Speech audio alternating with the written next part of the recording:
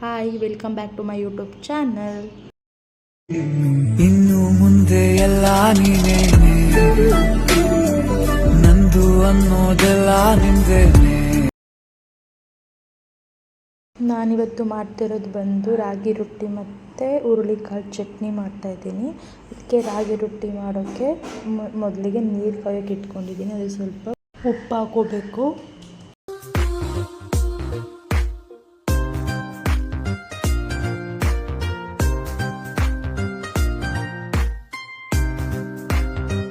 ಈಗ ಅಲ್ಲಿ ಕುದೀತಿದೆಯಲ್ಲ, ಈ ಥರ ಚೆನ್ನಾಗಿ ಕುದಿಬೇಕು. ಎಷ್ಟು ಚೆನ್ನಾಗಿ ಕುದೀತೋ ಅಷ್ಟು ಚೆನ್ನಾಗಿ ರೊಟ್ಟಿ ಬರುತ್ತೆ. ಈಗ ಅದನ್ನು ಹಸಿಟ್ಟೊಳಗೆ ಹಾಕ್ಕೊಂಡು ಸ್ವಲ್ಪನೇ ನೀರು ಮಿಕ್ಸ್ ಮಾಡಿಕೊಂಡು ಒಂದು ಸ್ಪೂನಿಂದ ಚೆನ್ನಾಗಿ ಮಿಕ್ಸ್ ಮಾಡ್ಕೋಬೇಕು.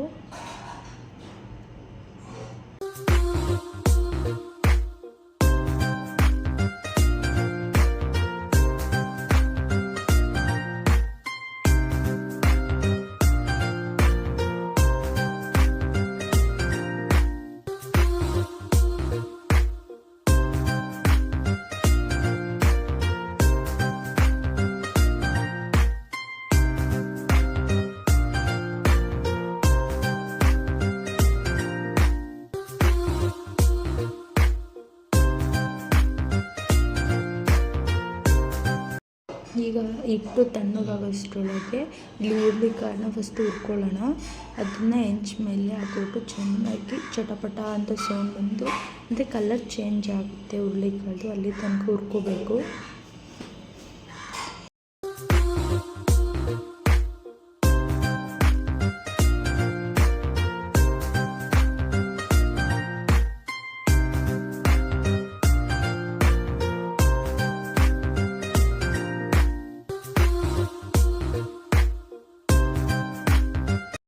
ನೋಡಿ, ಈಗ ಅವು ಚಟಪಟ ಅಂತ ಒಂದೊಂದು ಸಿಡಿತಾ ಇದ್ದಾವೆ.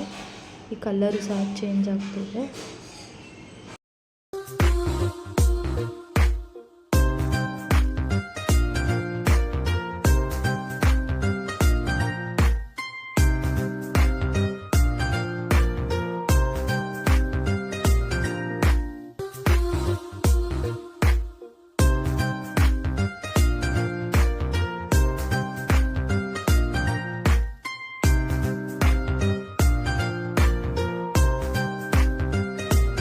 ಈಗ ಅದನ್ನೊಂದು ಬೌಲ್ಗೆ ಎತ್ತಿಟ್ಕೊಂಡು ಅದು ಸ್ವಲ್ಪ ನೀರು ಸೇರಿಸ್ಕೊಂಡು ತೊಳಿಬೇಕು ಚೆನ್ನಾಗಿ.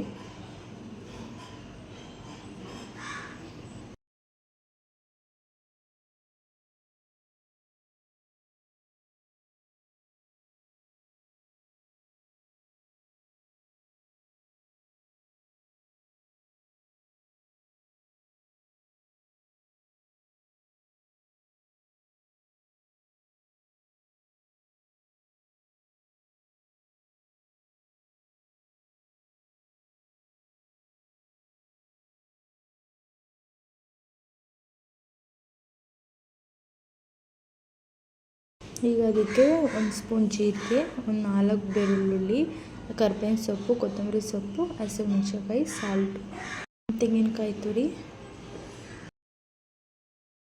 ಹಸಿರು ಮೆಣಸಿನ್ಕಾಯಿನ ಹಂಗೆ ಹಂಚ ಮೇಲೆ ಸ್ವಲ್ಪ ಫ್ರೈ ಮಾಡ್ಕೊತೀನಿ.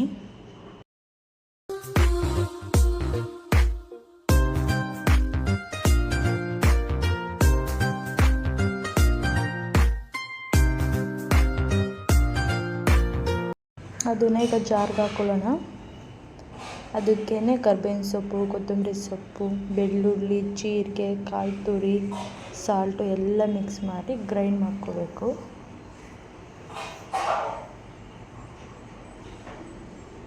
ಚಟ್ನಿ ರೆಡಿ ಆಯಿತು. ಈಗ ರೊಟ್ಟಿ ಮಾಡೋಣ. ಈಗ ಫುಲ್ ತಣ್ಣಗಾಗಿದೆ. ಈಗ ಅದನ್ನು ಚೆನ್ನಾಗಿ ಮಿಕ್ಸ್ ಮಾಡಿಕೊಂಡು ಕಲಸಿಟ್ಕೋಬೇಕು. ಅಂದರೆ ಎಷ್ಟು ಚೆನ್ನಾಗಿ ಕಲಿಸ್ತೀವೋ ಅಷ್ಟು ಚೆನ್ನಾಗಿ ರೊಟ್ಟಿ ಬರುತ್ತೆ, ಅರ್ಧೋಗೋದಿಲ್ಲ. ಈಗ ರೊಟ್ಟಿ ಮಾಡೋಕ್ಕೆ ಬರೋದಿಲ್ಲ, ಅರ್ಧೋಗುತ್ತೆ ಅನ್ನೋದು ಸಹ ಹಾಕ್ಬೋದು, ಅಷ್ಟು ಚೆನ್ನಾಗಿ ರೊಟ್ಟಿ ಬರುತ್ತೆ. ಅಂದರೆ ನೀರು ಚೆನ್ನಾಗಿ ಕಾದಿರಬೇಕು, ಜೊತೆ ಹಸಿಟ್ಟು ಚೆನ್ನಾಗಿ ಕಲಸಿಟ್ಕೊಂಡ್ರೆ ಸಾಕು, ರೊಟ್ಟಿ ಆರಾಮಾಗಿ ಹಾಕ್ಬೋದು.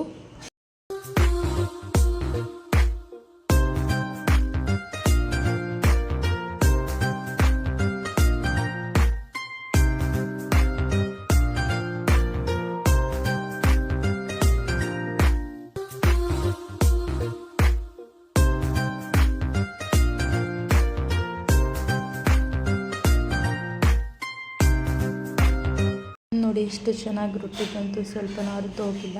ಅಷ್ಟೇ ಚೆನ್ನಾಗಿರುತ್ತೆ. ಅಂದರೆ ರೊಟ್ಟಿ ಮಾಡ್ತಾಯಿದ್ರೆ ಇನ್ನೂ ಮಾಡಬೇಕು ಅನ್ನೋ ಥರ ಬರುತ್ತೆ ರೊಟ್ಟಿ. ಅರ್ದು ಹೋಗ್ತಿದ್ರೆ ಯಪ್ಪ ಯಾಕಾದರೂ ಮಾಡಿದ್ವು ಅನಿಸುತ್ತೆ.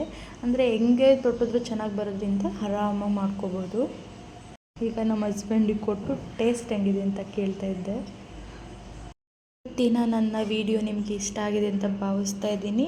ಇವತ್ತಿನ ವಿಡಿಯೋ ಇಷ್ಟ ಆದರೆ ಕಮೆಂಟ್ ಮಾಡಿ, ಲೈಕ್ ಮಾಡಿ, ಶೇರ್ ಮಾಡಿ, ಹಾಗೆ ಸಬ್ಸ್ಕ್ರೈಬ್ ಮಾಡಿ. Thank you so much.